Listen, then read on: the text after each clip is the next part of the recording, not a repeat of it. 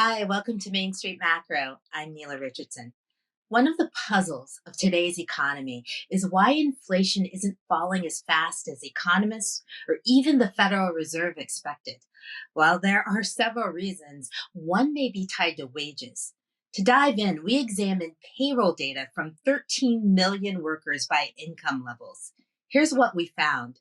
Finding number one: fast wage growth since the pandemic.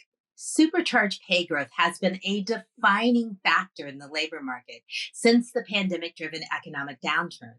Year over year pay gains for the lowest paid workers peaked in March of 2022 at just over 16%. In contrast, pay gains for the highest earners reached a peak of just under 6% later in that year in May. Second finding is that low wage workers saw big pay jumps after the pandemic, but high earners did even better. One reason low wage earners saw big percentage gains is because they started from a smaller base.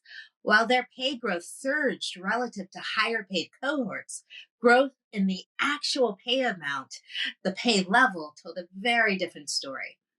For the lowest earners, median year over year pay growth peaked at just under $3,000 in March of 2022. For the highest earners, those annualized pay gains increased and peaked in October of 2022 at just over $7,000. That's more than double the increase for lowest earners. Our third finding is that pay level increases for higher earners encourage more discretionary spending. And this is the link to inflation. You see, while low wage earners have seen bigger relative increases in pay since the pandemic shutdown, they also spend a larger share of their income on food and housing and other necessities, all of which have gotten even more expensive with high inflation. High earners, on the other hand, not only had a higher pay jump, they also have a greater ability to spend their money on discretionary purchases like vacations and concert tickets, as well as all these other necessities. These findings contain the clues to understanding the higher for longer inflation in the US economy.